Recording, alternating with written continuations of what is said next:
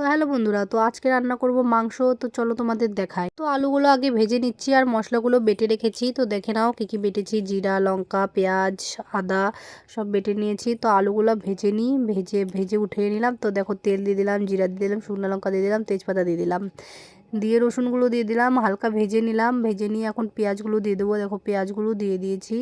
তো পেঁয়াজগুলো দেওয়ার পরে মশলা দিয়ে দেবো। এই দেখো মশলাগুলো দিয়ে দিয়েছি। তো মশলাগুলো হালকা ভেজে নিই।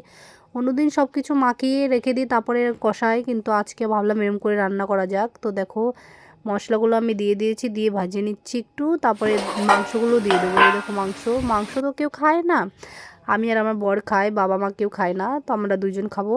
তো দেখো মাংসগুলো দিয়ে দিলাম, লবণ দিয়ে দিলাম, এবার হলুদ দিয়ে দেবো।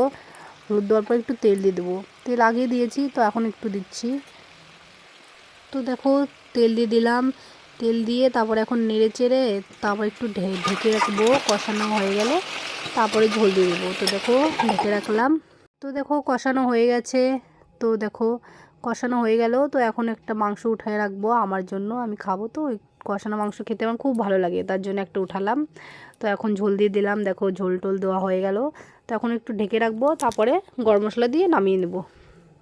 তো মাংস রেডি। কেমন লাগছে